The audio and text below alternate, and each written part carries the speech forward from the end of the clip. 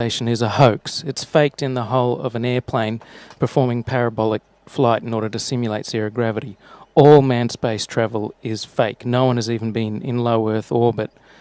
Spacewalks are faked in a float tank. That's why a gallon of water leaked into the guy's spacesuit and he literally almost drowned in space a few months ago. And there's a bubble coming up showing the fakery.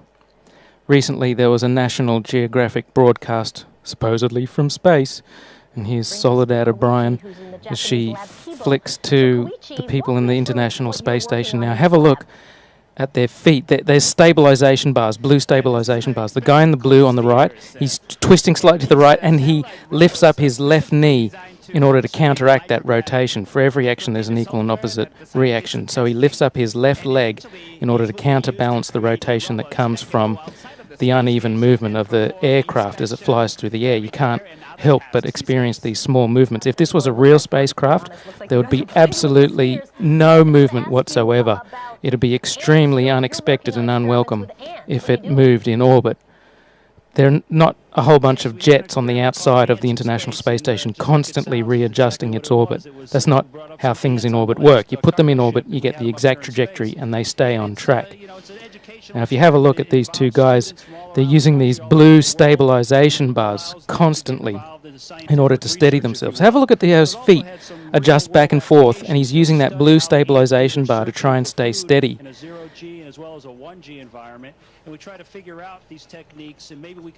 Constantly back and forth movement.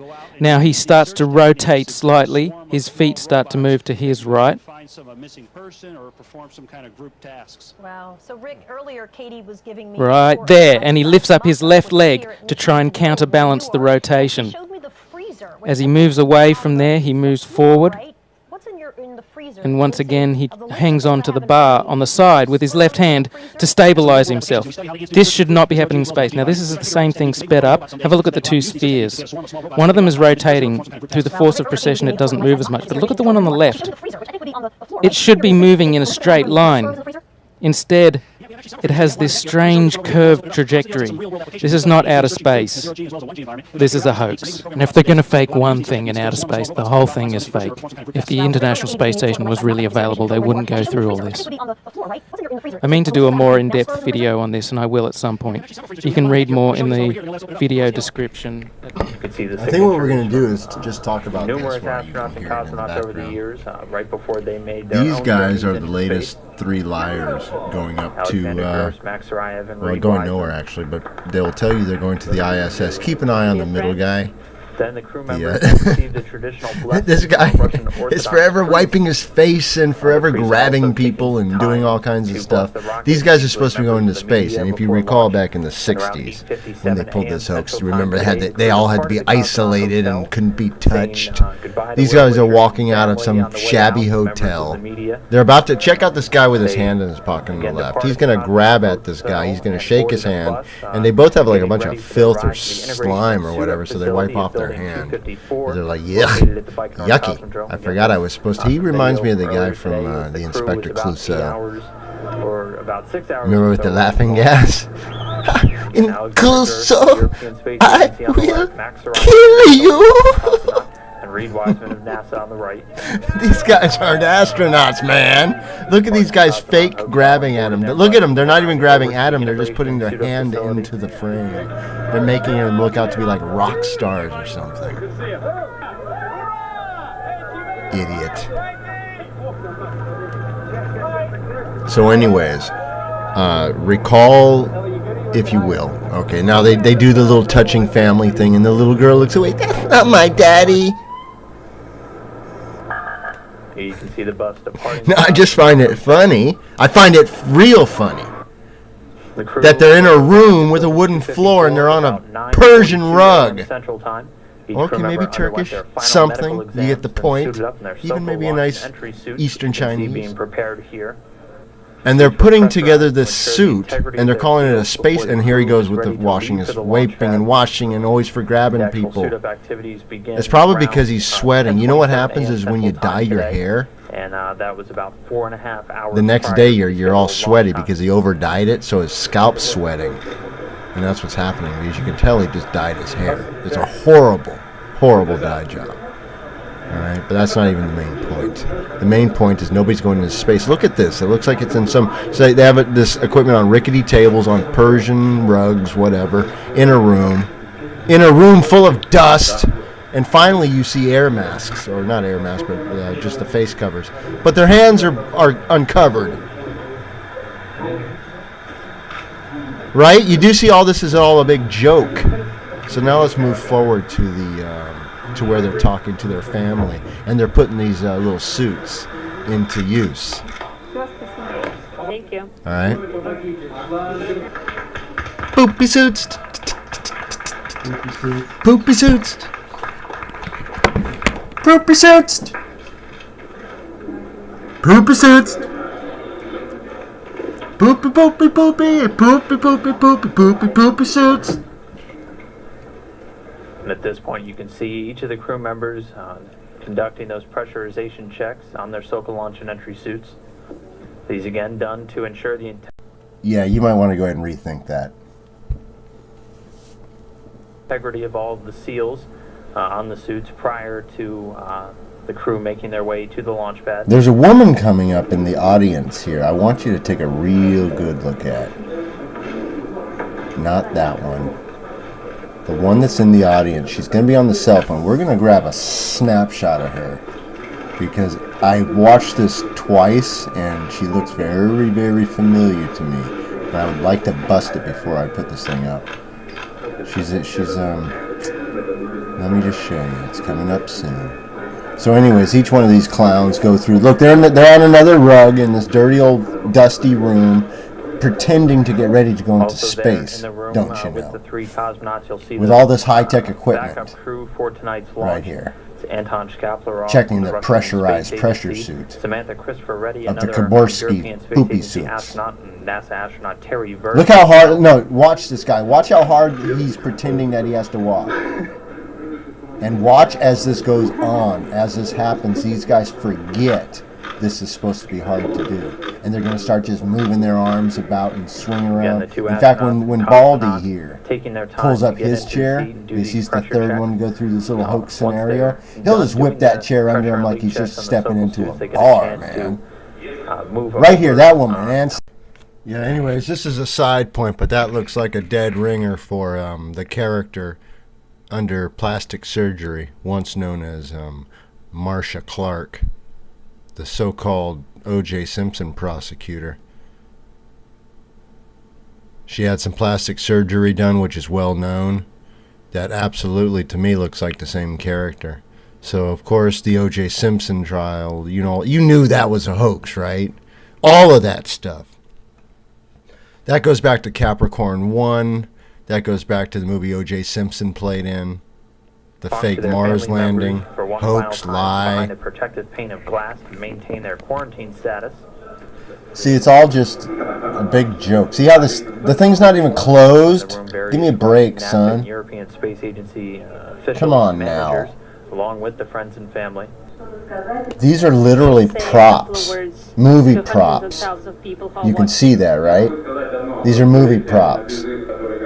All these guys are now, they're starting to get tired. See, they're forgetting protocol now. They're just all standing around. See, watch this guy. See how they're supposed to be helping him move like it's really tough? Watch how he's all hunched over walking, right? Like he's really moving his feet around. He's like, oh, help me sit down. Help me move. Okay, move this in. Okay? Oh, thank you. Oh, it's really tough going right there. Woof. Really tough stuff. Yeah, help me move the chair in. Now let's watch this last guy. I call this guy like the, I don't know, he's kind of like the jock character. Always waving forever, like smiling too much. And then watch him when he gets off. He just whips that chair underneath him like he owns the place. He's like, man, I don't need no help from you. That just proves that all they're doing is fake movements. They're pretending. Now here's the fake touching conversation with the kids. How high are you going to be? 25? That's your 7? That's a liar. We'll give Max gravity, and Max will hang him up on the hatch, and then we'll close the hatch, make sure he looks just right, and then Now notice the reflection of the kid in the glass, and the hands right below his chin. Watch the hands. It's going to be a classic now you see it, now you don't trick. Make no mistake about it. There is no chance that is not there for a reason. No chance whatsoever. Watch again. Right now. And then I'll get in first, and I'll go get in my seat, and this guy named Ildar, a very good guy, he's going to strap me all in, and then he'll strap Alex in. And then when Max comes down, Ildar will give Max Drafty, and Max will hang him up on the hatch, and then we'll close the hatch, make sure he looks just right, and then we'll be ready to roll. Sounds technical. I am unbelievably excited. Excited to go with it. I don't know. Hopefully I'm just... How far do you think that from Earth? I will only be about 250 miles. So, like from Texas... Okay, now watch this idiot. He's like, oh yeah, okay, I got this, man. I'll go ahead and handle this. I might be able to... Let me just go whip this chair underneath here. Like, yeah, don't even worry about that. I got it. Yeah, don't even... Hey, what are you doing, Grav? Let me just give me that shit. You people think we're going to space, man. It's funny. Oh, by the way, your cousin Steve moved in already. He's keeping me company for the 6 months. Don't worry. I'll see you later, buddy. Yeah, we don't look as good as some other... I'm with you, Ellie. I'm so glad we got to hug each other in Star City. Those were great hugs. We got good pictures. Do you like us with our space and luggage? Preparations were complete. Final farewells were said. The crew We walk in step with our space luggage. Come say hello to us. We'd love to say hello to you before we go.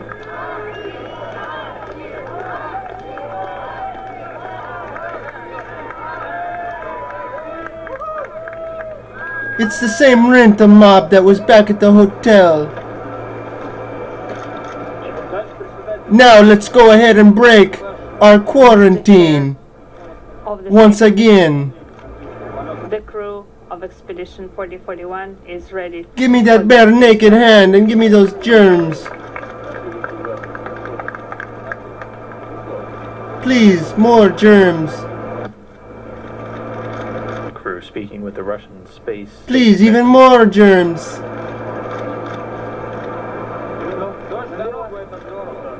It's great when it rains.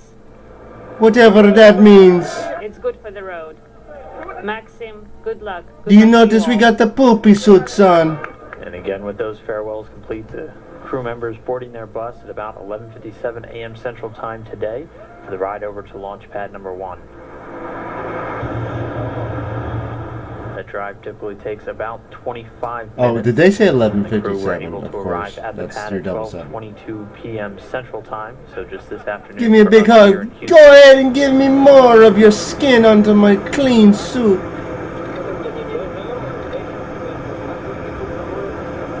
Oh, come around here, baby. Let's do the walker with our space luggage. Mr. Chairman of the State Commission, the crew is here at the launch pad. We're Give me ready. some of that space debris on my throat more. Give me some skin. You're under arrest for impersonating an astronaut. All of you will be coming in for questioning.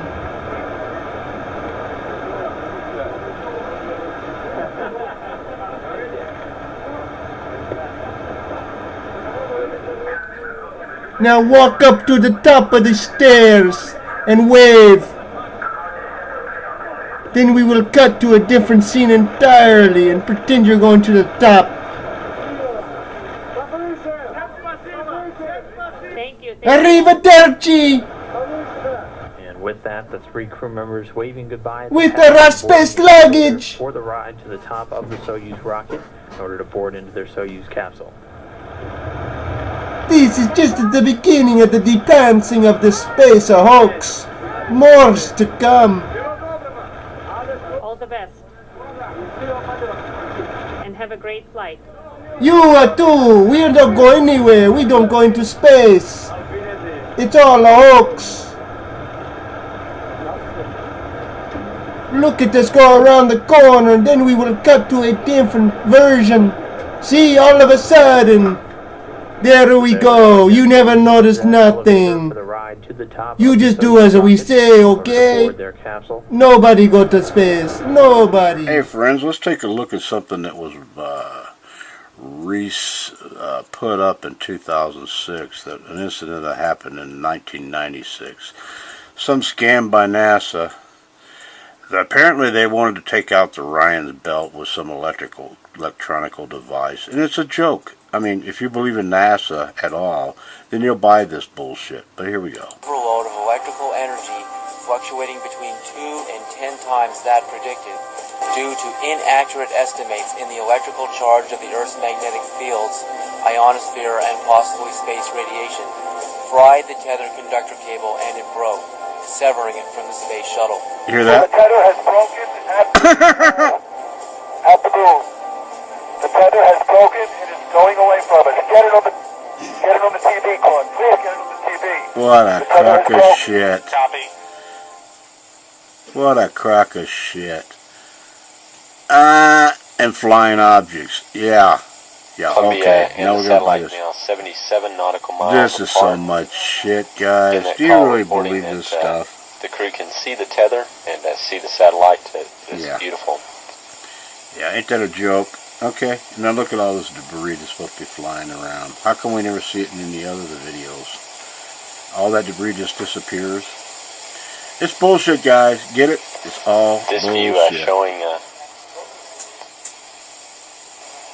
I can't handle no more of this, okay? This is more of the hype that people believe in NASA. And here's what they're saying. That because they try to take down the Orion belt, radiation belt, they can get further into space. They ain't never got into space. Hey, figure it out, guys. You're rats in a bowl. You're not getting off this earth until you do the right thing. Alright? You ain't getting there. And believe me, CERN ain't going to open the trapdoors in the filament that are there, okay? Guys got it all figured out, dum-dums. So live with what you want to live with. Believe what you want to believe. But I'm telling you right now, this is more bullshit from NASA from 1996. Okay, it was reposted in 2006. For some strange reason, there's a bunch of people want to repost this crap here in 2015 to try to convince you that there is a globe and this shit is real and NASA is believable, even though they show an incident of an accident where it escaped away from them. Okay, it's bullshit, guys. Wake up. Deal Marine 1 on the 21st of June 2015. How do kids? How do I? Bye-bye. Hey guys, this is Will. I just wanted to show you this kind of questionable thing about the International Space Station, and I would definitely love if anyone can give me the answers. This is not what I'm questioning. This looks like it's through water, right? Definitely looks like it's through water. Doesn't look like space, but that's not what I'm talking about. And actually, what I would like is the flat earthers and the people who say that the International Space Station is fake. I want to see if you can debunk this. Okay, so here's this astronaut. What he's going to do is he is going to supposedly, he says this is the back. He's going to zoom all the way forward.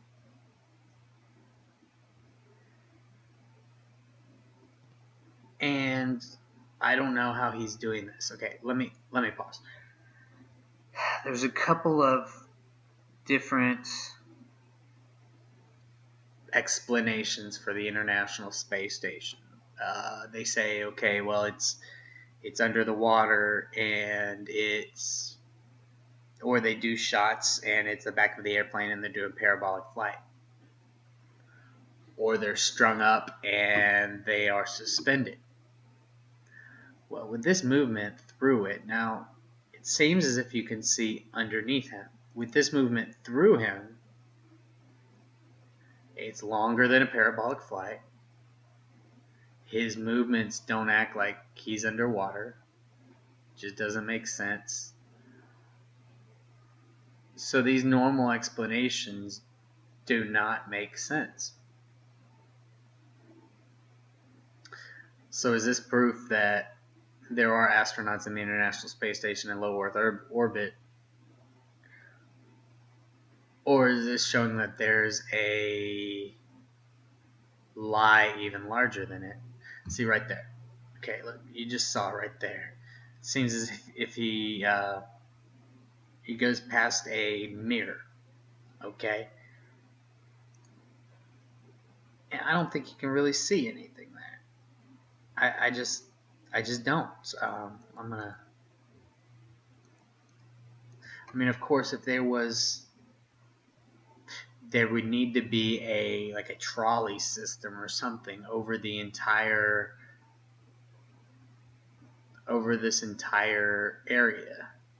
Now, if anything, he's probably being suspended from the bottom.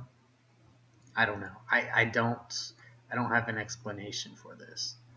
It doesn't look like his shirt's lifting up or anything. I mean, the back of his pants looks a little weird there, but you know, I don't know that that's anything. I don't know that that's anything nefarious. You know, not at all. I definitely like your guys' opinion on this. I'd like to see what you think. Of course, he's moving all around there.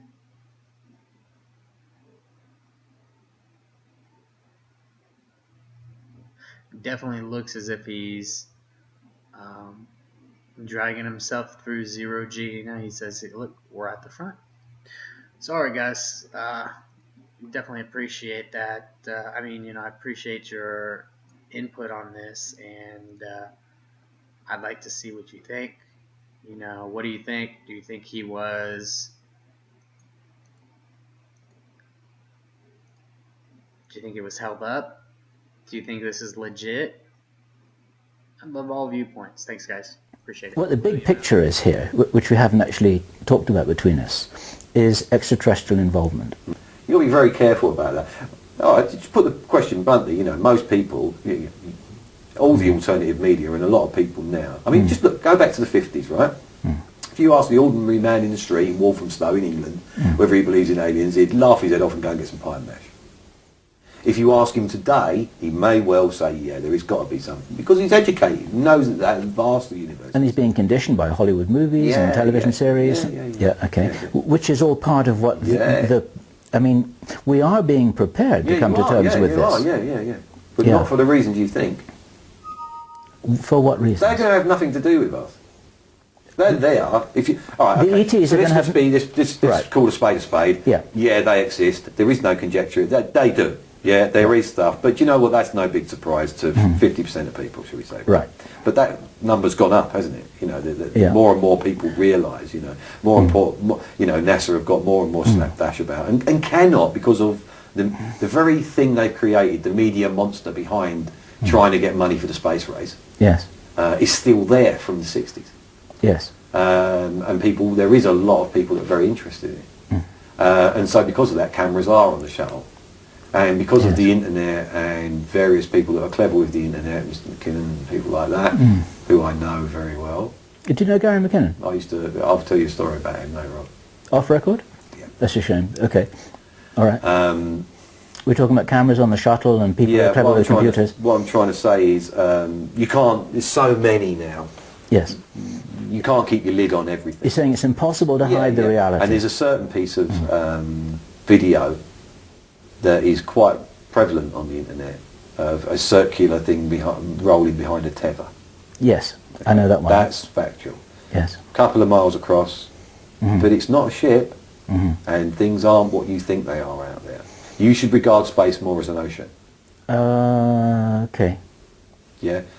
We've got no right to turn around and say intelligent or unintelligent, you know, because then what you're doing, you're comparing things to your intellect, aren't you? Okay. And how can you compare that to a human? Are you stating this as a fact? Absolutely. A fact. And what you're talking about here is you're talking about large living beings, like big kind of... And small. And small living beings. Look at it this way. If you've got a shark swimming through the ocean, he's got fish swimming all around him most of the time, picking up morsels.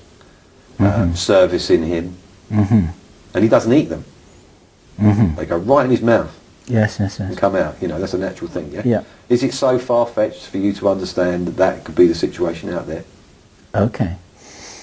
But at the same time, there are some what we could regard as metallic craft, things that you could call spacecraft. Right. As well. Yeah. Right. But tell you what, I've got an axe to grind here, so let me grind my axe. Right? You do that. Okay, so here you are, you're an alien, yeah, you're on the other side of the universe, right, for instance, yeah, you're in Orion, yeah, you're that far away, yeah, you're in your ship and you're flying all the way here, and you cross intergalactic space in a fantastic piece of machinery, yeah, and then you crash in Nevada. Right. Rubbish! Okay. Rubbish! You're shot down. Okay. That's what happened to you. Yes. Because you didn't think that there was any kind of particle weapon or kinetic weapon that could do that. Yes. Well, you wasn't prepared because it was the first time you came. Yes.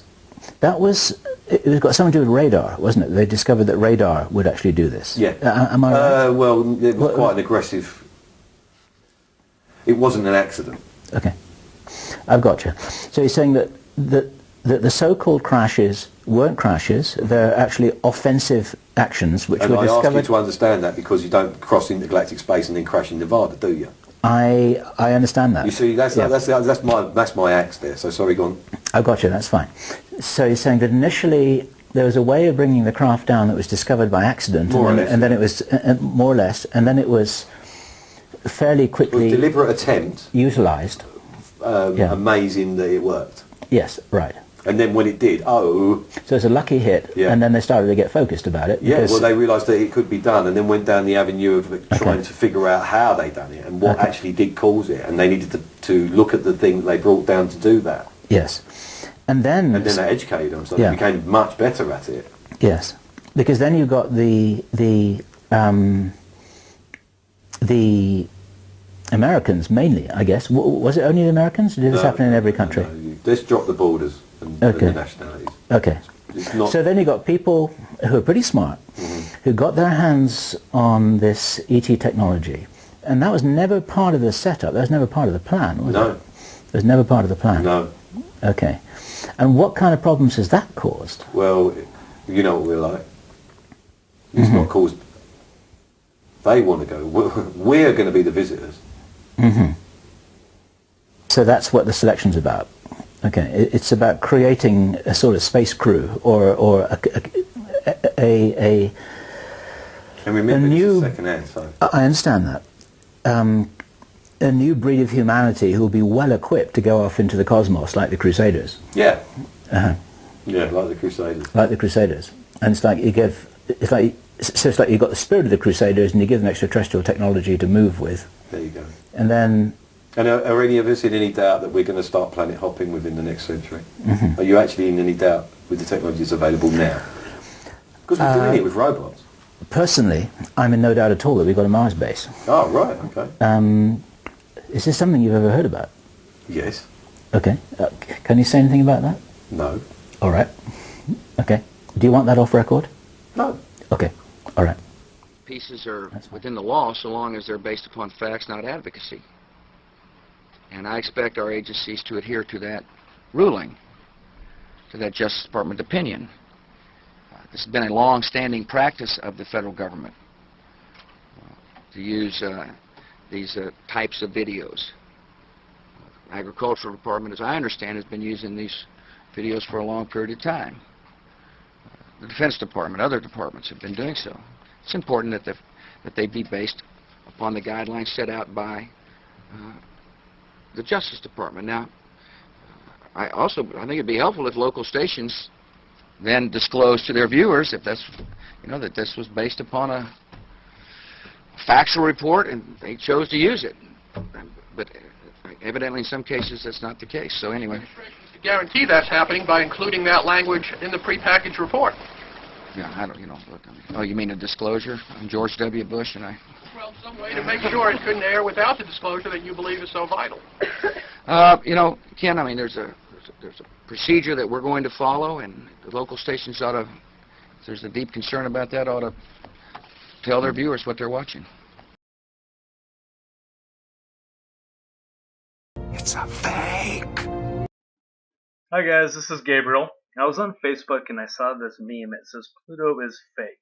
You can download the original image off the NASA website and open it in a Photoshop program, and you'll see that it's been cut and Pluto's been cut and pasted on a black background. So, and they include a video link here, and I open that up. Right off the bat, I see this is not Photoshop. This is what they consider a Photoshop program. Also, this adjustment they use is not brightness. It appears to say on this fuzzy video that it's a fill light. Fill light can mean different things in different programs. Often it means that it's adding light, not simply brightening the light that's already there. And as he adjusts this and zooms in, you'll start to see this pixelation that occurs along the edges. And you can't really see much of anything else. And this video is actually corrupted, so right there it stops, and you can't see if he finds any other evidence in this video. And I guess the pixelation is what he's using as proof that this image was cut and pasted. So I wanted to go ahead and take a look at this image. So I downloaded it from the NASA website, open it up in Photoshop. Now let's first zoom into the section that he shows on the video, and let's go ahead and adjust the brightness. Now let's go ahead and do the contrast too, and you can't see a whole lot. Looks a lot different than it did in his video. And we'll go ahead and do the levels. Now the thing is, if this was copied and pasted and they did a really bad job, I might expect this edge to be perfectly smooth. But this is jagged, and that's the way it's supposed to be. That's the way it happens in real life. And as an example, I have this image here. It's shot with a Canon from the Earth of the Moon, and we're going to go ahead and do the same thing. So I'm going to do the brightness and contrast, and you can see that the edge is rough. It's not perfectly smooth, and that's exactly what I expect it. And we'll go ahead and do the levels too, and you see all this pixelation that occurs, and that's because the camera will often pick up dust and different things in the atmosphere, and when you adjust the levels, it'll bring it out. It'll give it a really pixelated look, and you can see all around the edge of this, it's all blocky, just the way you would expect it to be. Now, I will say one weird thing about this photo, but it's true for all NASA photos. Everything in the background here is perfectly black. There's no deviation, and you might expect that they do. See, when you do photography, you do have to expose your shot for the subject that you're photographing. So you match the lighting to that, and oftentimes dimmer things in the background can just fade off into black. But that being said, I still would kind of expect there to be some kind of deviation, distortion in the background, and you see absolutely nothing. And that's common for all NASA images. Apparently, they've never been able to develop a camera with higher dynamic range, and they've never figured out how to take a shot at multiple exposures and composite them together to create a HDR image that would show all the stars. I mean, pretty simple stuff, but NASA never does that, and these are always the types of photos that we get. But as far as the videos claim, I don't see any evidence that this was copy and pasted. I just don't see it. And I wanted to make this video because you need to do proper research if you're going to just download an image program, play around with the settings, and you see something weird. Confirm what you see with somebody that knows what they're doing. Don't just, especially when you don't know what you're looking at, don't just make assumptions and then rush off to create a meme, upload it, it gets spread around, starts going viral, and then somebody that absolutely loves NASA, they come along and they make everybody look silly by pointing out the truth that there is no evidence of copy and paste here. So we don't want to do that, guys. We want to do proper research and not pass around false or misleading information. All right, thanks, guys. Take care. It's a fake. You can hear the jet engines. This is Catherine Kitty Coleman's tour of the fake International Space Station. The jet engines are really loud. Node 1, where we keep a lot of our sort of supplies, general supplies. But one thing that I thought was funny was this part. They're medical experiments. So sometimes we're doing a medical experiment. Pee in a tube. We're trying to understand what's happening to our bodies up here, especially with respect to bone loss and things like that. And so actually what we'll do is when we go to the bathroom, we'll actually collect samples, which is easier to do than you might think. Easier to do than you might think. What do we think? Let's talk about that for a minute. They use the bathroom and they collect the urine into those tubes. And it's easier than you might think. How is this done exactly? Swallowing thing I wouldn't recommend at home. So you can hear jet engines in this video too, because she's on a plane. Number 2, right here. This is the bathroom. I'll show you. You sit on that little tube with your butt cheeks and you take a crap. It apparently has suction. Make sure things get let go the right direction. Do you notice how clean this is? Do they clean the inside of that tube? Apparently the suction is so strong that crap doesn't touch the sides of this thing. Because there's not really a seat for this, when this thing is sucking the crap out of your anus, does it pull you down? Are you stuck? Now she has to pretend that this is real, so she's going to pretend that it stinks, even though she's putting her hands all over it. And it smells a little bit, so I'm closing it up. Yeah, close that thing up because it smells like shit. Now she's going to show you a separate funnel that they use for urinating. And it's the same for both guys and girls. And she also says you can go number 1 and number 2 at the same time. So you can press this funnel against your vagina while you're sitting on this fake crapper. And it smells a little bit, so I'm closing it up. And that's, of course, for number 2. And this guy right here is for number 1. So they're sort of 2 slightly separate functions, but you can do a little, essentially both by hanging on right here and doing number 1 and number 2. So you can do number 1 and number 2, even if you're a female. Because she would know because she's a female. And she hangs on while the suction is pulling her crap out of her anus, and she presses that funnel against her vagina. And apparently that has suction too. Now if you're a guy, is the suction so strong that you just point your penis at it and hopefully the urine goes flying into the right direction, into the air that's being funneled into that thing? Or do you put your penis inside of that funnel and you touch the yellow part? Well, that might hurt. And what if you're a woman? That gets pressed against your vagina and it sucks on your vagina while you urinate, right?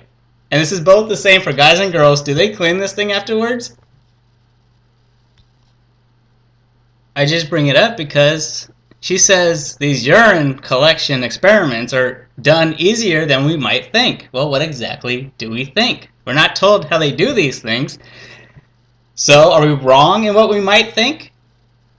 How is urine collected into these little tubes, especially if you're a woman? Do they have a funnel that you pee in that's separate than the one that's in the bathroom?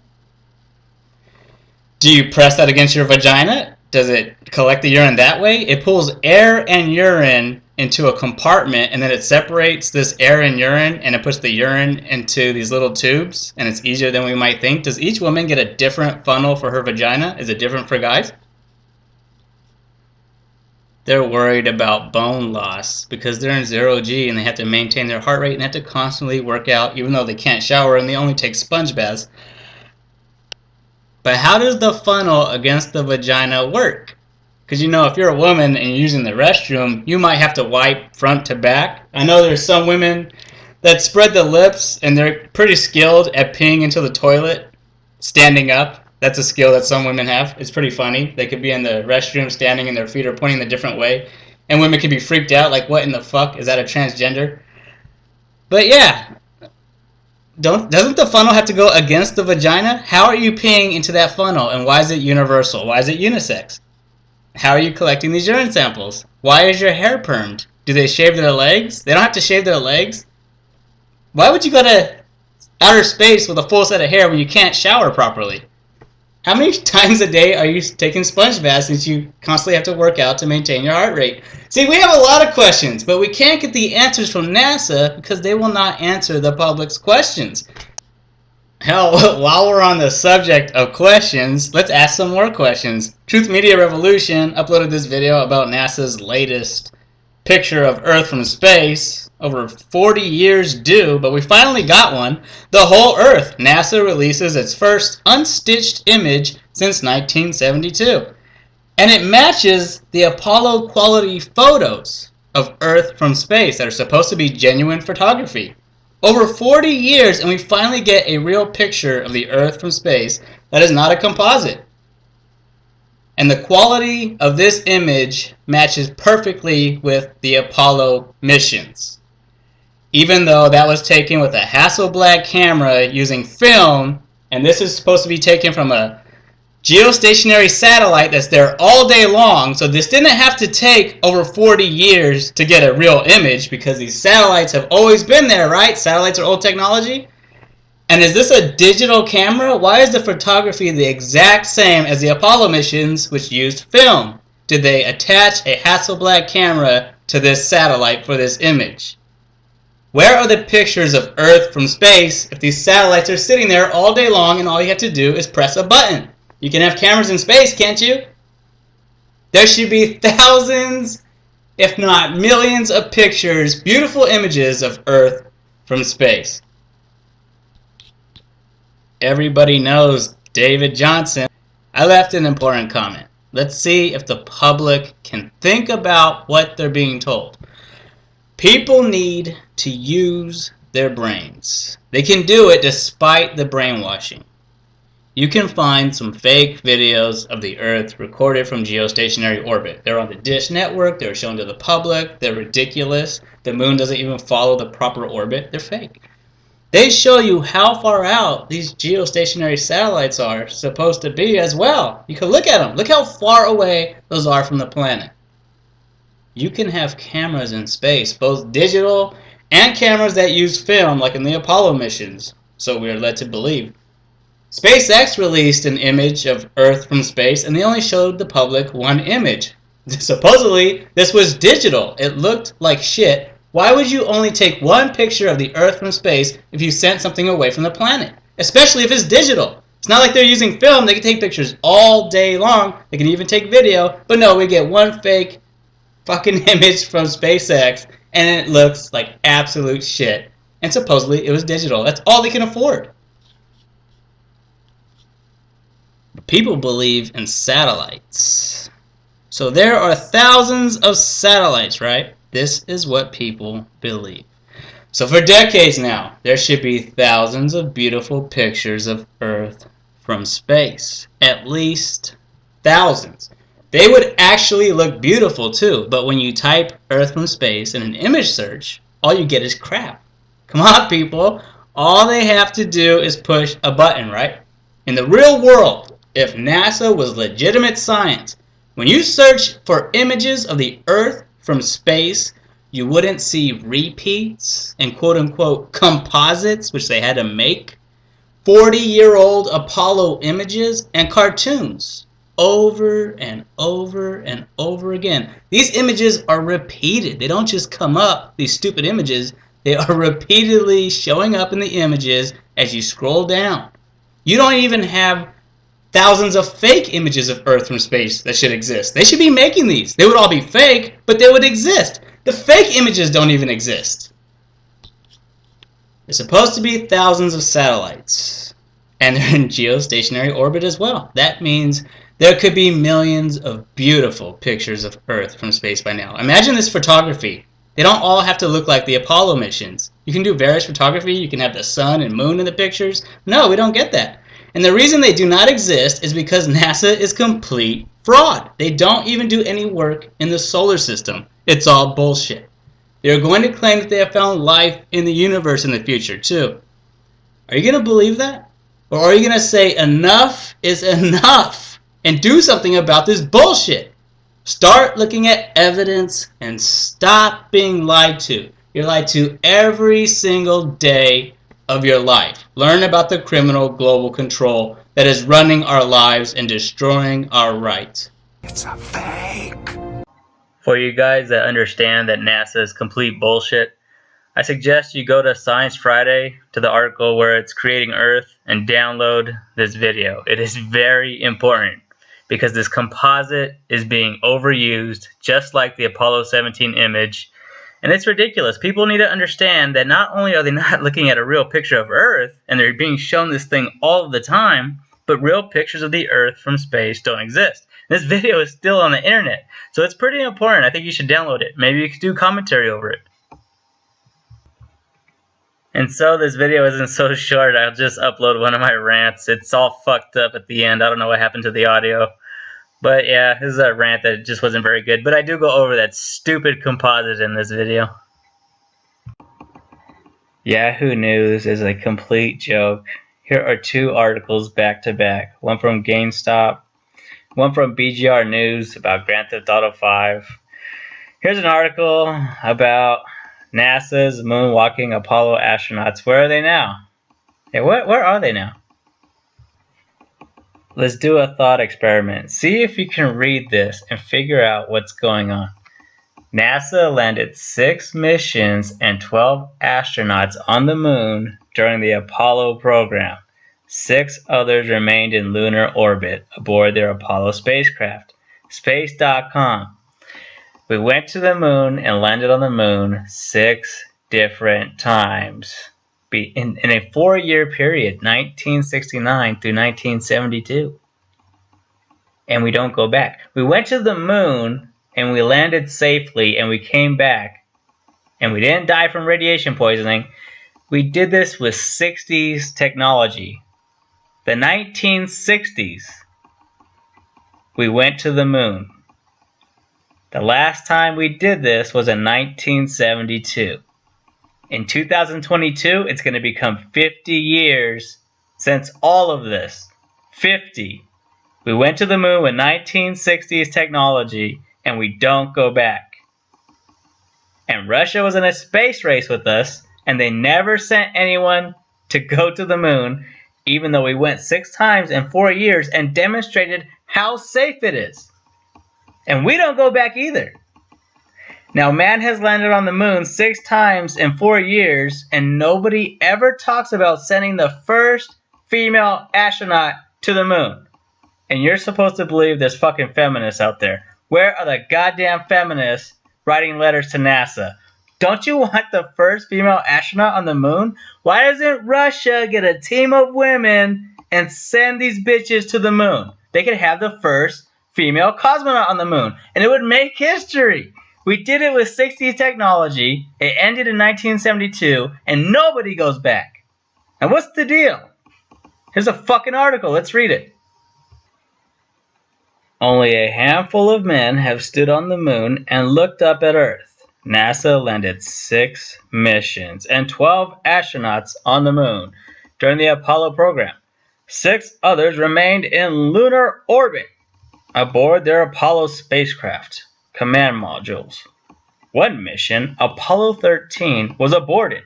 Now think about that. We went to the moon 6 times in 4 years, and it was supposed to be 7.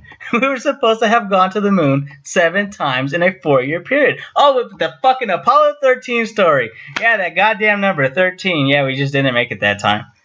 See how ridiculous this is? Could we have gone to the moon 8 times in 4 years? Could we have gone in 10 times in 4 years? Was that possible? Could we have gone to the moon 20 times in a 4-year period with 1960s technology? If they would have built enough fucking rockets, why the fuck not?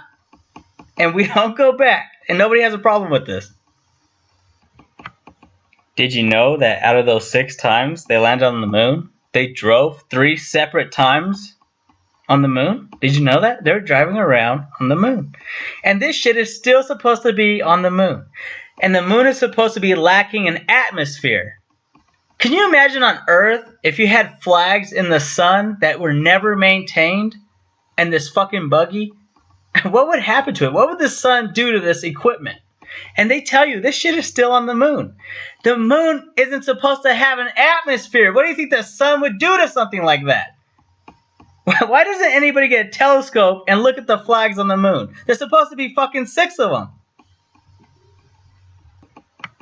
They show you very detailed pictures of galaxies from observatories on Earth. These are in the science magazines. These are shown at universities. They're very highly detailed galaxies from very far away that they claim come from observatories on Earth. And they can't show you shit on the moon. And you know what else? They show you fake models of moons and planets. They can't even take real fucking images of moons and planets. Forget the work that NASA's doing in the solar system. With these observatories and telescopes on Earth, they can't even fucking show you a real picture of the moon Io. They can't show you a real picture of the planet Venus with incredible detail. They can't do it. Oh, but they can show you galaxies from far, far away. You should see these pictures. They're incredible. And yet they can't take a fucking picture of Venus. The most overused image in all of human history is the Apollo 17 image of Earth from space. Now, satellites are supposed to be past low Earth orbit, and because the picture of Earth from space in Apollo 17 was taken with a Hasselblad camera, that means you should be able to take thousands of pictures of Earth from space, because those satellites are out there, very far away from the planet. Look up on Google. They show you how fucking far some of these satellites are. Look at geostationary satellites. You can take a picture of the Earth from that distance. And look, we're going to type Earth from space and go to an image search. This has nothing to do with Apollo 17.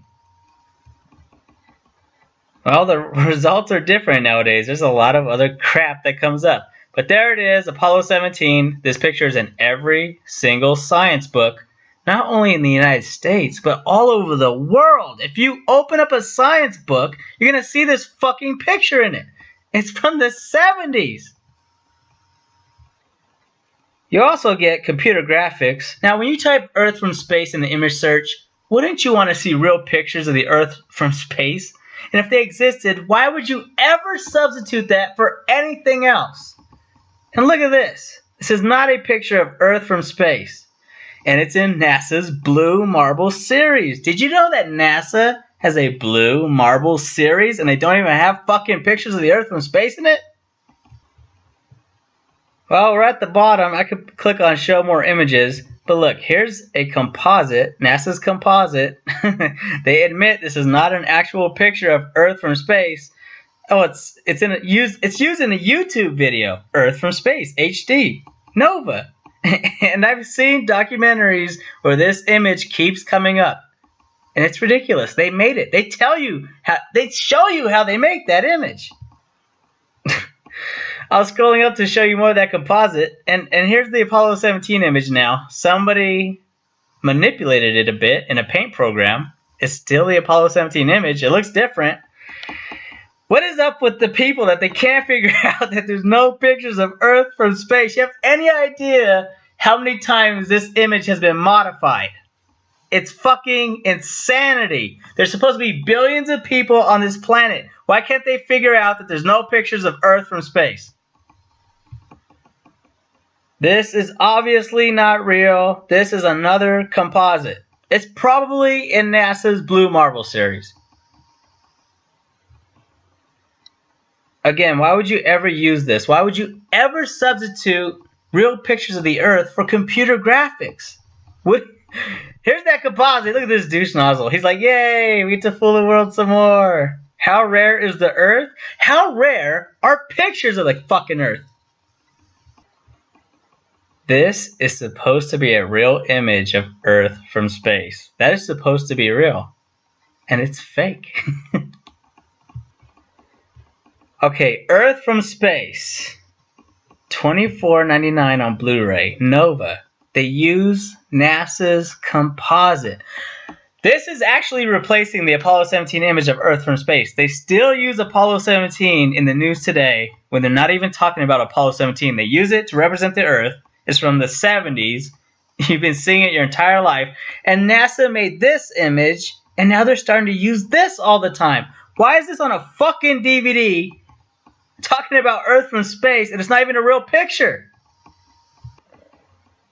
Satellites are supposed to be a hell of a lot farther away than this. Look them up. They don't exist. Because if they did, they would be able to take pictures of the Earth from space. Quit asking me, well, how does my GPS phone work then? They don't fucking exist, you idiot. This is ridiculous. Do you think this is real? Hubble Space Telescope. If you go to a university and you study astronomy, they're going to be showing you Hubble Space Telescope images.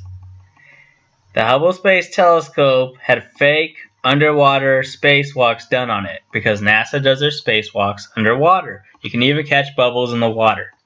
The Hubble Space Telescope does not even exist. You're looking at a fake bullshit image. The fucking thing doesn't exist. And they show these images all over the world, universities all over the world. You don't even have to be a fucking astronomy major. You should be taking astronomy and they'll be showing you fake bullshit. I typed Earth from space and a lot of bullshit came up. And for some reason, I searched for Nova. No, I didn't fucking type Nova. Earth from space, fuck. Okay, here we are. Now we're in real bullshit territory. This image always comes up. You'll see people always use this image. It's computer graphic. Even Nostalgia Critic used it recently as a thumbnail in one of his videos. People need pictures of the Earth. They just get whatever. They never fucking think about it. You're shown computer graphics. Here's NASA's composite. And even if you thought that was a real image of Earth from space, you would have to ask yourself, why in the fuck does it keep coming up? What if you were fascinated with pictures of the Earth from space? You just kept getting the same fucking images over and over and over again. Would you figure it out then? Look at this. That's an Apollo image. That's supposed to be a real picture of the Earth from space. Right below it is that fucking composite again. They even show you that they make this. They show you how they made this from scratch. And the people can't figure out there are no pictures. These are not real. CIA, can you please get to NASA and tell them to make some fucking pictures of the Earth? Because it's really embarrassing that billions of people can't figure this out. If NASA made fucking thousands of pictures of Earth from space, at least there'll be an excuse why the sheeple can't figure this shit out. They get billions of dollars, they can't make pictures of the Earth from space? Where the fuck is that money going? Not real. Not real. Here's that shitty composite. And this is obviously not real. What do people think when they see this? And then it's surrounded by bullshit. Here's some bullshit. That's not real. I typed Earth from space. I didn't type computer bullshit or physical model or composite. I typed Earth from space. Why the fuck don't they come up?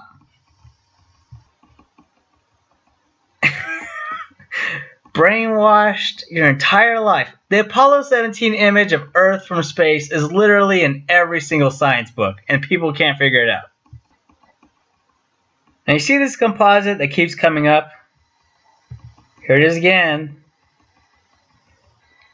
There are other images that come from this composite model. This composite comes from the same fucking model. I'll show you it again. There it is again. The clouds are exactly the same. Nobody even bothers changing the clouds on this fucking thing. There it is again. You might as well memorize the cloud configurations on this composite NASA model because you're going to see it your entire life. Now someone slightly modified it. Here it is a little bit different this time, but the clouds are exactly the same. So this doesn't really qualify as NASA's composite anymore. Now it's fucking art because they slightly changed it. Look at this shit. Why isn't anybody asking where are the pictures of Earth from space? Nobody asks that fucking question. Here's the Apollo 17 image flipped, so it looks slightly different, and Vin Diesel is in front of it. So now it's a completely new image of Earth from space. If you haven't figured it out already, this is a complete fucking joke. Not from me, but from your global controllers. Here's the Apollo 17 image again. It's flipped upside down. Actually, that's how it was in its original state. They flipped it upside down initially. Here's a composite again. Somebody fucking put a different background behind it. I mean, it's still a composite. It's still not a real image of Earth from space, and it still comes up in the fucking image search. Fine Art America. If you wanted a picture of Earth from space, would you really want it to come from a fucking artist? Here's that composite again. Different background. Still not real. Fantasy shit comes up. You type Earth from space in an image search, and shit like this will come up. Or shit like this. It's not real. Here's that composite flipped on its side. Now there's a reason why this is happening. People have no fucking pictures of the Earth to choose from. They keep reusing the same images over and over and over again because real pictures don't exist. You'll see this with the Apollo 17 image. It'll be flipped on its fucking side. Here's Apollo 17 again. It's not going anywhere. You're going to continue to see this image in the news in the future. It's not going anywhere. At least right here it's slightly more appropriate because it comes from that timeline when we supposedly landed on the moon. And here's that fucking composite. It's going to come up. You're going to see this image your entire life unless NASA makes new images. And yes, they would have to make them because they're complete fraud. Here's that composite again from a slightly different angle. The clouds are exactly the same. Nobody changes them. This even comes up in documentaries as video. They'll show you the Earth, and the clouds will be exactly the same, except this time it's rendered in video. Earth from space and fantasy shit comes up, where NASA gets billions of dollars. What do you think they're doing with that money? Here's that composite again. Nobody's falling for that one. But space.com, yeah, you want comedy, go to space.com. They show nothing that reflects reality. Everything that's on space.com is fucking fraud of this global control. Space.com is a complete fucking joke. So if you wanted to see a real picture of the Earth and you were looking for them and this came up, would that bother you? It's obviously not a real picture. What if you wanted to see an actual photograph that didn't come from the Apollo missions, that wasn't fucking over 40 years old? What would you think when you can't find them? Space.com is a joke. The Hubble Space Telescope doesn't even exist. And you'll see article after article of the Hubble fucking Space Telescope, which had underwater spacewalks done on it. The images are all fake. And then they show you Freemasons. They tell you that they went to the moon 6 times in 4 years. Nobody can figure out that this is complete bullshit. And the truth is, we're being lied to every single day. The world is that controlled. The countries do not have their sovereignty. They're controlled and they're lying to their own people. The space programs of the world powers are fake. They're fraud. They're bullshit. They can't even take a picture of the Earth. Nuclear weapons don't even exist. You need to start looking at evidence because you're being lied to every single day. We are the sheeple. We are the masses. We are controlled by millions of people all over the world that are involved in this global corruption. And like I said, with some of the most famous faces that you see on television that are lying to you are fucking Freemasons. Freemasons don't run the world. The Illuminati doesn't run the world. But the world is controlled. Basically, the people are controlled. And there's a lot of people involved in this corruption, and they benefit from it. And yeah, there are people calling the shots, but the point is you are controlled, and you're lied to every single day. Start looking at evidence and stop being lied to. It's a fake.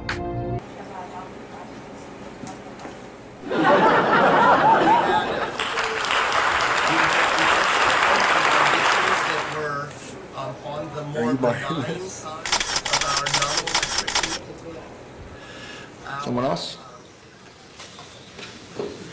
No. Oh, sorry, Rob was making gestures at me out there in the audience, so I'm not sure what I'm trying to interpret.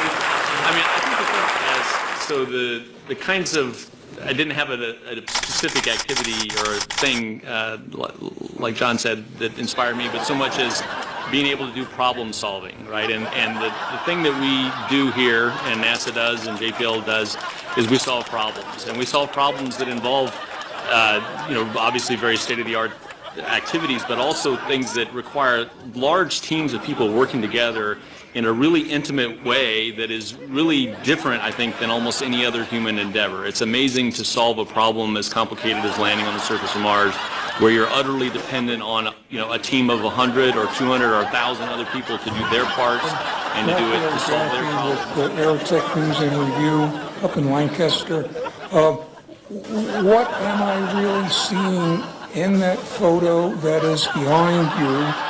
And I heard something about a second photo, shadow of the Curiosity being, and wheels, or a wheel of the Curiosity. So could you lead me through that photo? Maybe John or Adam or somebody. Thank you. Well, I can just tell you, yes, what you're seeing in the first picture that you said, that was the shadow of Curiosity there in the view. These are the rear HAZCAM views, so we're looking out the back of the rover. I don't think we got any of the front HAZCAMs. Oh, is it front? Okay. Thank you. It's front. There we go. The other one is the rear, and that is the wheel you see in the lower corner there. We do expect to get more pictures back in this upcoming Odyssey Pass, which hopefully will be in about 25 minutes here, so we'll get yet more pictures. And these images were actually through the cover. And actually, if you go back to the other one for a second, can you switch to the other picture? You can see those little speckles around the black little dots or speckles around the outside, which is probably dust kicked up, during the landing event that's stuck onto the covers. And so it's good that we have covers because now we'll take those covers off, and hopefully those specks of dust will not be visible in the next set of pictures we get. Okay. Burkhard Gogo, the New Yorker.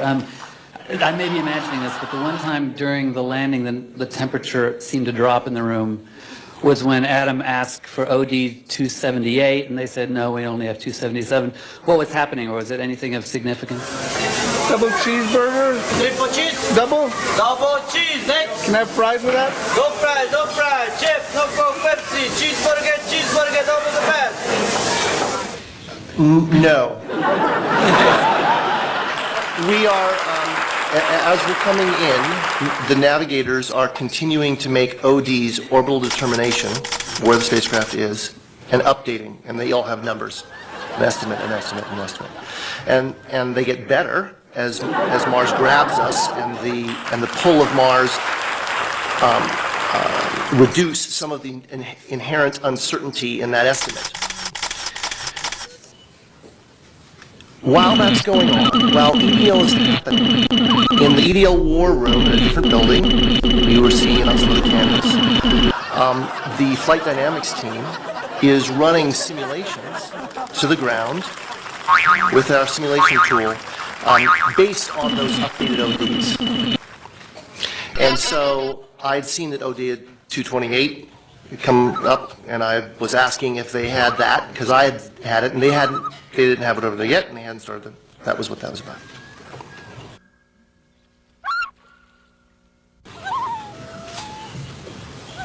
Let me get a new question over here. Ian Thompson from the Red. At the forefront of the scientific frontier. So I really want to personally congratulate on behalf of myself, but also on behalf of my boss, President Obama, the team here at JPL at NASA and around the country that contributed to spectacular achievable data and new understandings are going to be uncovered in the coming days, months, and years because of this success. Landing the Mars Science Laboratory rover, Curiosity, on the surface of the Red Planet was by any measure the most challenging mission ever attempted in the history of robotic planetary exploration. About the status of U.S. leadership in space. Well, there's a one-ton automobile-sized piece of American ingenuity. There is not. You don't believe it. And It's sitting on the surface of Mars right now. No, it's not. And it should certainly put any such doubts to rest. No evidence of it, Mr. Theorist, and in fact, you need to prove your case that you believe that there's some foreign object on another world that man put there tonight. Otherwise, you're just a stinking liar. Is committed to a vibrant and coordinated strategy of Mars exploration and planetary exploration more generally here on Earth and throughout the solar system. So congratulations again, and long live American curiosity. Thank you. Can we not do this? Let's not do this.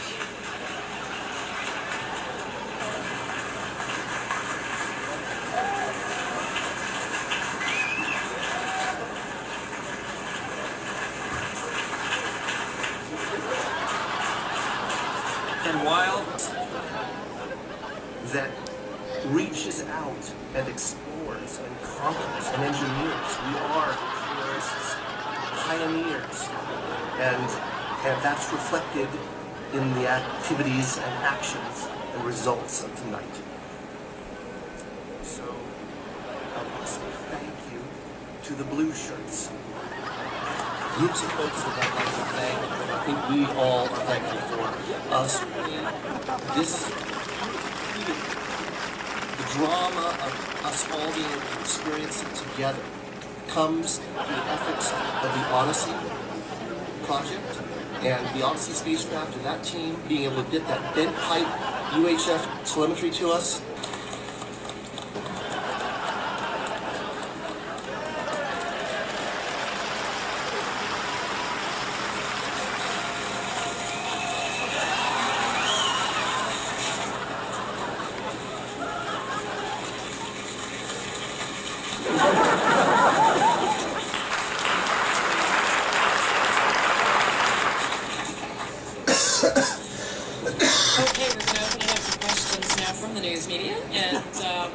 Let me wait for a microphone to come over to you, and go ahead and give us your name and affiliation right there in the middle of the road. Go ahead, Greg.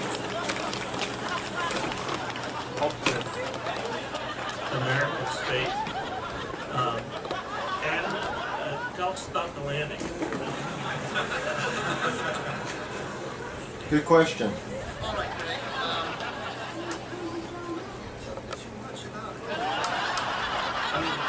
It looks good.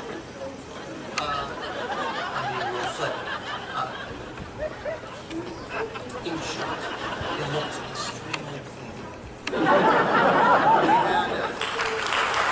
had conditions that were on the more benign side of our nominal restriction. Our, we did, by the way, I want to preface everything. This is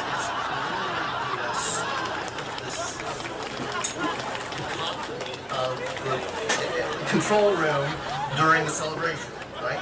Largely by my good I friends Leave It to Martinez Beaver playing in the somewhere other out there. room, and that's actually a better show. I hope. At any rate, very nominal, remarkably good.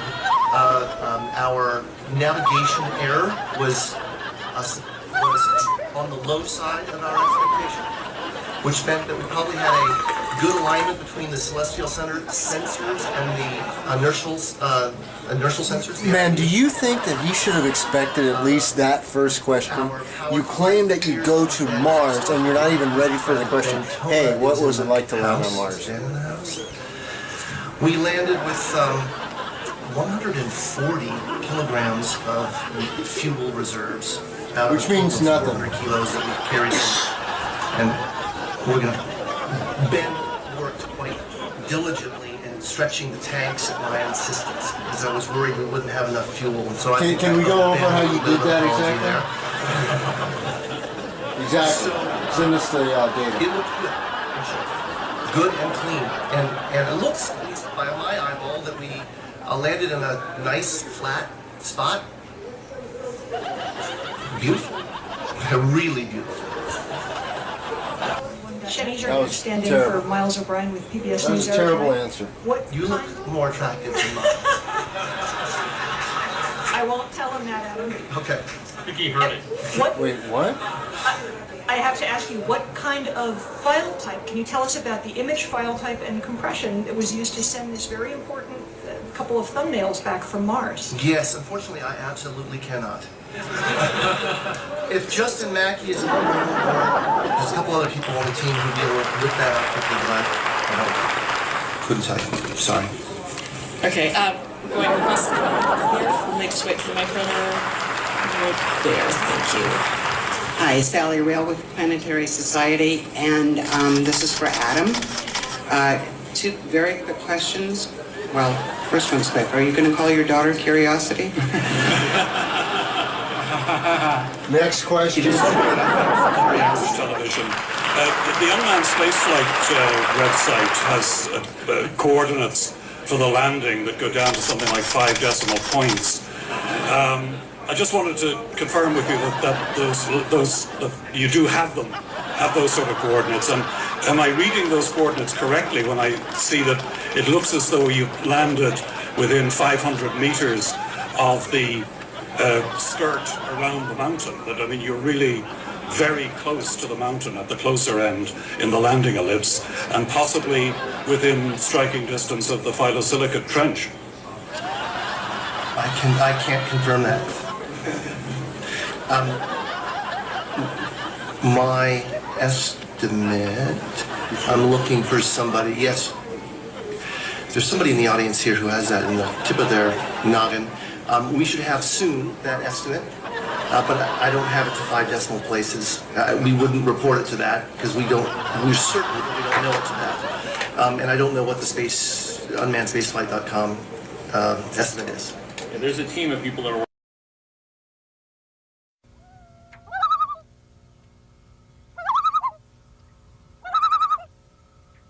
The world of STEM hasn't figured out a way to remind people that that iPhone and that iPad and that, you know, all the code that makes Twitter and Facebook work, it all comes from, you know, people that have an education around STEM.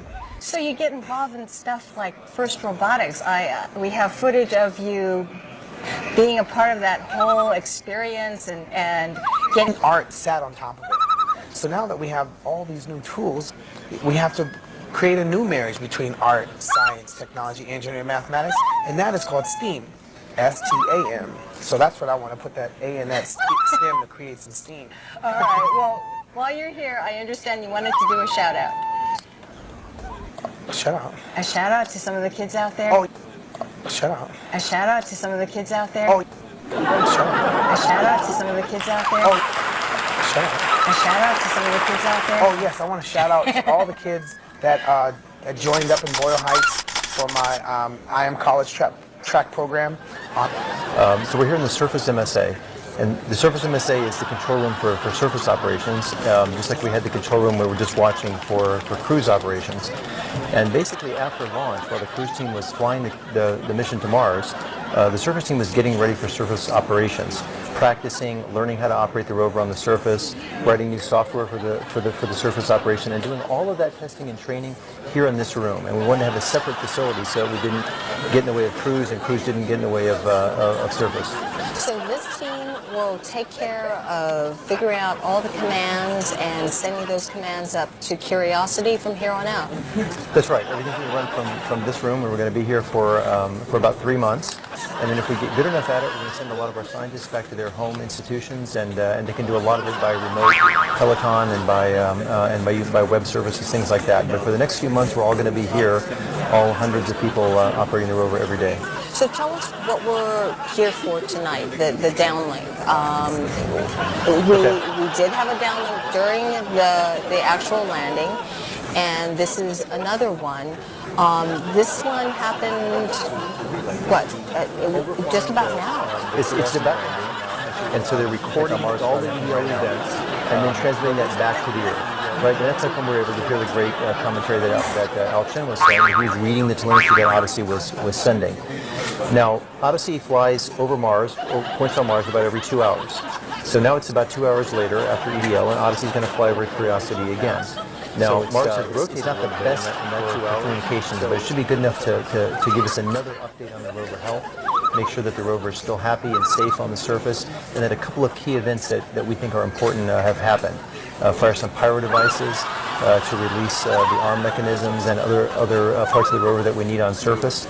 Also deploy the HazCam covers, which allows us to take a little bit better images, very similar images. Video, an animation that shows the removal of the dust covers, and that's what's happening right about now.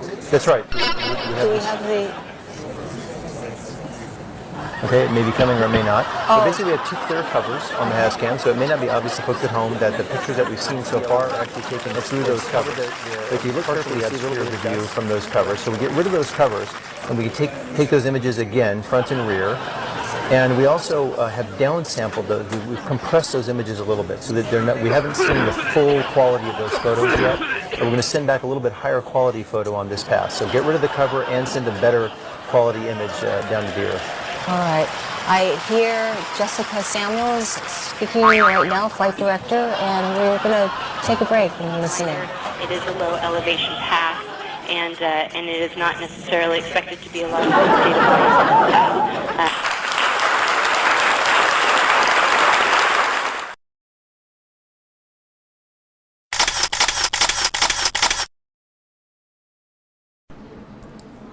Yeah, I went ahead and used my special powers to go back into time, and I'm here on board Apollo 11 with Buzz and Neil, and the third guy that nobody remembers.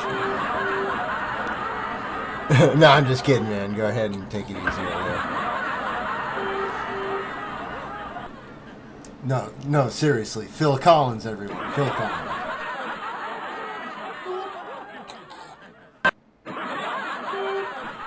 Seconds and counting. How you doing? Neil, Buzz. Neil, I always forget what your name is. 12. Ignition sequence start. The buckle says up, but then I'm not. It says down too. Okay. 3, 2, 1, 0. All engine running. Liftoff. We have a liftoff. 32 minutes past the hour. Liftoff Probably doesn't on Apollo matter. 11. Never mind.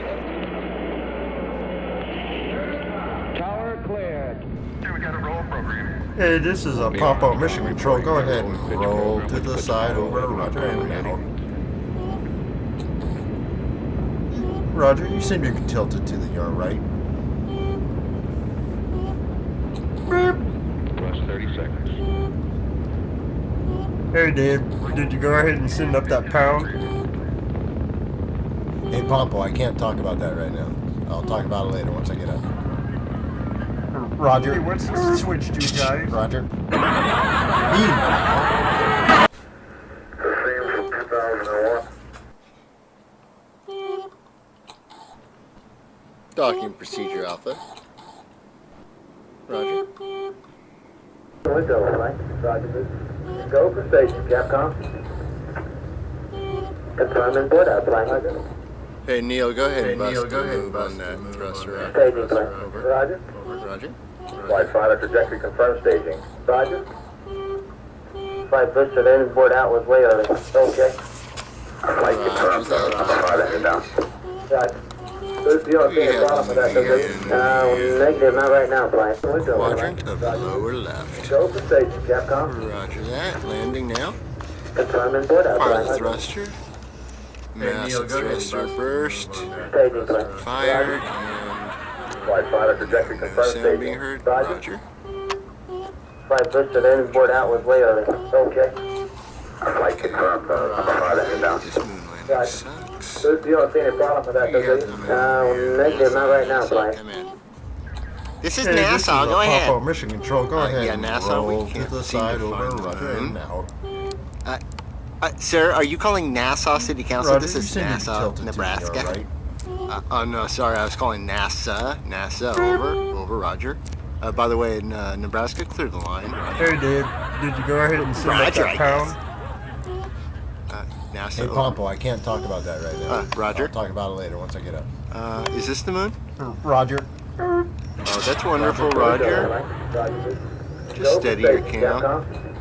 Stop shaking so much. Confirm and board out, flight. Tell John Glenn to stop moving. Staging plan. Roger. Flight 5, the trajectory confirmed staging. Roger. Roger. Flight boosted in, board out was way early. Okay. Flight confirmed. Heading down. Wonderful, wonderful. You don't see any problem with that, Whoa. negative, not right now, flight. We'll go, flight. We're going to move to separation count. Try and clear up the image. Roger. Confirming board out, flight. That's a 10-4. Hey, Neil, go ahead and bust a move on that. Staging, flight. Roger. Flight 5, the trajectory confirmed staging. Roger. We're moving away from board out was way early. infinity. Okay. Calibration. Okay, come into... You don't see any problem with that, negative, not right now, flight. We'll go, flight. Roger. Go for staging, Capcom. Confirming board out, flight. I'm actually traveling. Roger. Flight 5, trajectory confirmed staging. Roger. NASA Flight boosted in, board out was way early. Okay. Hey, this is Papa, man. How'd you get to the moon so quick? You don't see any problem with that, negative, not right now, flight. Yeah, man. I kind Hey, this is a Pompo Mission not Control. really- Go ahead and I'm roll to observing the moon, side quite over, frankly, Roger, but and now. This is, here we go, Roger. Okay, go ahead. Send Roger, your you said you're observations, tilted Roger. to your right. I'm looking at a crater actually outside of my 1020. Roger, what do you Hey, see? Dave, Roger. did you go ahead and send up that pound? Actually, Pompo. Hey, Pompo, I can't talk about that right now. I'll talk about it later once I get up. If they were bulls, I'll Roger. pack them full and smoke them, Roger. Roger. We'll go, flight. Roger. Go for staging, Capcom. Confirming board out, flight. Hey, Neil, go ahead and bust a move on that. Staging, flight. Roger.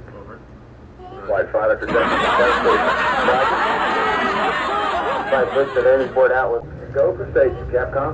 Hey, Dave, it's me. Does he keep saying jack off? Go for staging, Capcom. Go for staging, Capcom. Go for staging, Capcom.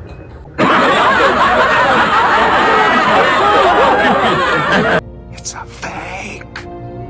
If we wish to continue Debris Drone 1 has added some new red space debris to their animation. Isn't that cool? They still show it all traveling in unison with each other. In real life, space debris would start getting spread out over time as it constantly circled the Earth. I think that's common sense. Why do they show this like this? With millions of pieces of space debris, It travels together and then Space Debris Drone 1 comes behind it and swoops it up, which is not a real-world situation if the physics would even allow such a thing. Imagine this. And they get away with this. And they pretend it's such a danger. It doesn't matter what size the space debris is. If it's traveling at 17,500 miles an hour and it's in orbit, it can even kill an astronaut doing a spacewalk. It could destroy a satellite. No matter what its size. It could be smaller than a grain of sand. It's incredibly dangerous. But it's space debris. It wouldn't be traveling at 17,500 miles an hour. And you'll also hear that there's air molecules up there. So it'll be slowed down, which means it'll start accelerating towards the Earth. It can't orbit. It's impossible. Once in range of its target, Debris Drone 1 deploys But 5 sets if you of research single-phase satellites and you look at lectures, people are told that once you put something into orbit, it stays in orbit. That people are told all kinds of shit because none of this is reality. It's completely made up. So it doesn't matter what you tell the sheeple. You show them computer animations and you have lectures where you tell them whatever the hell you want and they will believe you. with super adhesive. This thing has a camera on it. They can't show you the video from this camera. They tell you that they track this space debris. How do you track space debris that's smaller than a grain of sand? How are they tracking all of this debris? Why do they pretend it all travels together? If it went around the Earth enough times, it would start crisscrossing. It's not traveling all in this single trajectory and this thing could just swoop everything up. And then they pretend Debris Drone 1 is useless when it reaches its max payload and has to be destroyed.